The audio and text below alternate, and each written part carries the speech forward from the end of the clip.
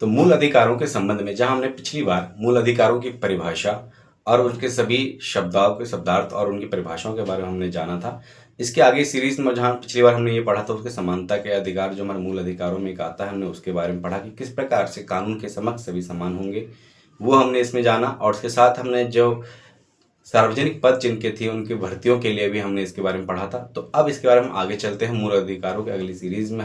मैं आपके साथ यहाँ पर बना रहूँगा और इसको मैं वर्ड टू वर्ड आपके सामने एक्सप्लेन करता चलूँगा कि आखिरकार किस अनुच्छेद में किस आर्टिकल में क्या मेंशन किया गया है, ताकि कोई कंफ्यूजन या कोई इस प्रकार से कोई दुविधा ना हो। तो हम चलते हैं जो स्वतंत्रता का अधिकार, जो हमारा नेक्स्ट अधिकार है, मूल अधिकार फंडामेंटल राइट्स जो हमारा चल रहा है, वो है आपका स्वतंत्रता का अधिकार, जो कि आपका अनुच्छेद 19 में आपका दिया गया है। तो इसको हम देखते हैं क्या स्वतंत्रता का अधिकारों के बारे में। सबसे पहले जो लाइन आपका इसमें लिखा गया है आर्टिकल 19 में कि वाक स्वतंत्रता आदि विषयक कुछ अधिकारों का संरक्षण, यानी कि आपकी जो विचार अभिव्यक्ति के संबंध में कुछ आपके यहाँ पर अधिकार आपको दिए गए, उसको हम पढ़ते हैं। 19 का आपका पहला है सभी नागरिकों को, यानी 19 में से अनुच्छेद 19 में आपका फर्स्ट सेक्शन यानी पहला आपका सेक्शन है, सभी नागरिकों को क्या क्या अधिकार दिए गए वो इस प्रकार से है। का है वाक स्वतंत्रता और अभिव्यक्ति स्वतंत्रता का अधिकार। खा है शांतिपूर्वक और निराध्य सम्मेलन का अधिकार, यानी कि शांतिपूर्वक शांति से आप सम्मेलन कर सकते हैं और लेकिन वहां बिना हथियारों के, कोई हथियार आपके पास नहीं होना चाहिए। ग है संगम या संघ, यानी कि वहां पर इकट्ठा होने का या सहकारी सोसाइटी बनाने का अधिकार, ये स्वतंत्रता है आपको। घ है भारत के राज्य क्षेत्र में सर्वत्र आवाज संचरण का अधिकार, यानी कि भारत में कहीं भी इधर उधर आपका आने जाने की जो आज़ादी है भारत में, कि आप किसी एक जगह किसी निश्चित भूभाग में आप सीमित नहीं होंगे, आप पूरे भूभाग में कहीं भी आप विचरण कर सकते हैं। तो भारत के राज्य क्षेत्र में सर्वत्र आवाज संचरण का अधिकार आपका मूल अधिकारों में है। ड है आपका भारत के राज्य क्षेत्र के किसी भाग में निवास करने और बस जाने का अधिकार, भारत के किसी भी क्षेत्र में आपको वहां बसना और जाने का आपका अधिकार है। छ है कोई वृत्ति उपजीविका व्यापार या कारोबार करने का अधिकार होगा, आपको यदि कोई भी आपका रोजगार कोई व्यापार आप करना चाहते हो, ये आपको मूल अधिकार आपको दिए गए। तो ये आपका स्वतंत्रता के अंतर्गत था। अब देखते हैं आपका 19 में सेक्शन 2, इसमें क्या बातें कही गई हैं। खंड 1, इसमें क्या बातें कहा गया है। खंड 1 के यानी इसके पहले जो आपके संबंध है उसके बारे में बताया गया है कि खंड 1 के उपखंड क में, यानी कि एक सेक्शन के उपखंड क में कि कोई बात उक्त उपखंड द्वारा दिए गए अधिकार के प्रयोग पर भारत की प्रभुत्ता और अखंडता, राज्य की सुरक्षा, विदेशी राज्यों के साथ मैत्रीपूर्ण संबंधों, लोक व्यवस्था, शिष्टाचार या सदाचार के हितों में अथवा न्यायालय अपमान या मानहानि या अपराध उत्पीड़न के संबंध में युक्ति युक्त निर्बंधन जहां तक कोई विद्यमान विधि अधिरोपित करती है वहां तक उसके प्रवर्तन पर प्रभाव नहीं डालेगी, या वैसे निर्बंधन अधिरोपित करने वाली कोई विधि बनाने से राज्य को निवारित नहीं करेगी। अब इसमें देखिए क्या कहा गया है, जहां खंड 1 में सारी आपको स्वतंत्रता दी गई है, वहीं खंड 2 में इस बात को यहाँ पर एक्सप्लेन कर दिया गया कि भाई आपका जो खंड 1 में जितने भी अधिकार आपको दिए गए वो किसी भी प्रकार से राज्य को, स्टेट को क्या करेगी, वो बाधित नहीं करेगी कि उस किन के संबंधों में, राज्य की सुरक्षा के संबंध में, जो हमारा माननीय उच्च न्यायालय है उसको अगर उसकी अवमानना होती है तो उसके आदेश पारित करने के संबंध में उसको वह नहीं रोक सकती। तो इन सभी को बातें कहा गया, ये नहीं कि आपको एब्सोल्यूट अधिकार दिया गया कि आपको अगर उसमें कहा गया है कि बोलने का अधिकार है तो आप एब्सोल्युटली ये नहीं कि आप किसी के बारे में कुछ भी कह सकते हो, मानहानि आप किसी का नहीं कर सकते हो। तो उन सभी को निर्बंधन यहाँ पर वो कानून या नियम बना सकती है कि भाई आपको एक सीमित अधिकार उनको दिए गए हैं। राज्य यानी स्टेट क्या कर सकता है, उनको सीमित कर सकता है। किसमें कहा गया, खंड 2 में, यानी 19 के खंड 2 में यह अधिकार दिया गया कि खंड 1 में जो भी बातें कही गई वो असीमित नहीं है, वो एब्सोल्यूट नहीं है कि पूरी तरीके से यहाँ पर नागरिक स्वतंत्र है कहीं भी आने जाने के लिए। अब ऐसा नहीं कि अगर आप स्वतंत्र है जाने के लिए, इसमें तो कह दिया गया कि 19 में कि भैया कि आप स्वतंत्र हैं कहीं भी भारत में इधर उधर विचरण करने के लिए, लेकिन ऐसा नहीं है कि भाई आप किसी भी घर में आप जा रहे हैं बिना पूछे, या आप कहीं भी किसी भी दफ्तर में आप पहुंच जा रहे हैं कि भैया आप क्या ये कहे कि भैया मुझे तो अधिकार दिया गया है अनुच्छेद 19 के तहत, नहीं, ऐसा नहीं है। तो आपको क्या क्या है, अनुच्छेद 19 के खंड 2 में आपको क्या क्या गया है, निर्बंधन करने का अधिकार है राज्य को, स्टेट को, यानी कि आपकी पावर क्या है, एब्सोल्यूट नहीं होगी, कुछ शर्तों के साथ आपको दिया गया है। तो ये हमने देखा था किसमें, खंड 2 के बारे में। अब आते हैं खंड 3 के, यानी अनुच्छेद 19 के खंड 3 के बारे में देखते हैं। उक्त खंड के उपखंड ख की कोई बात उक्त उपखंड द्वारा दिए गए अधिकार के प्रयोग पर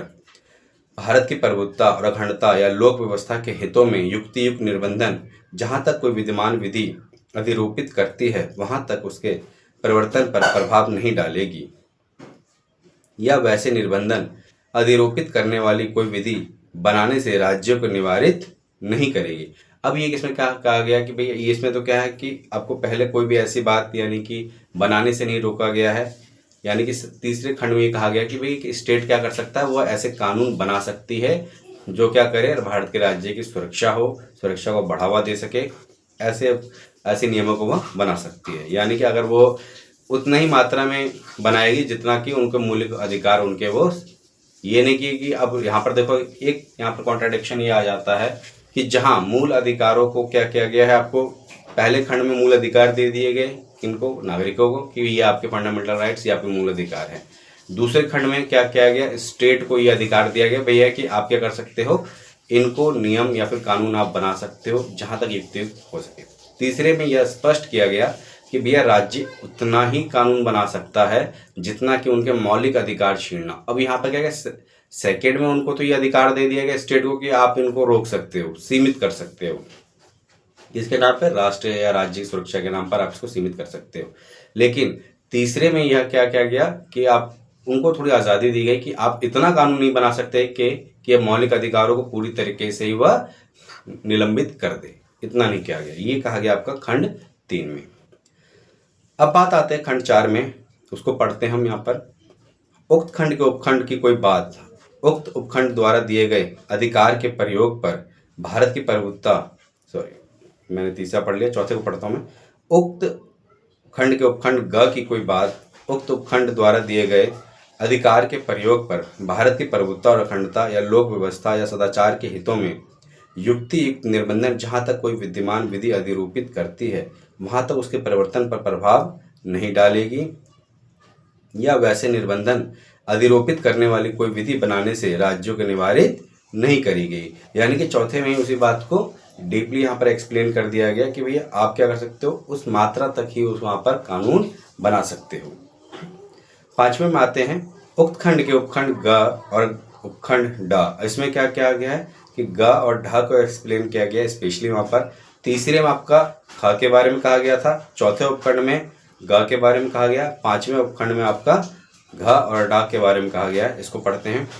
कि कोई बात उक्त उपखंडों द्वारा दिए गए अधिकारों के प्रयोग पर साधारण जनता के हितों में या किसी अनुसूचित जनजाति के हितों के संरक्षण के लिए युक्ति युक्त निर्बंधन जहाँ तक कोई विद्यमान विधि अधिरूपित करती है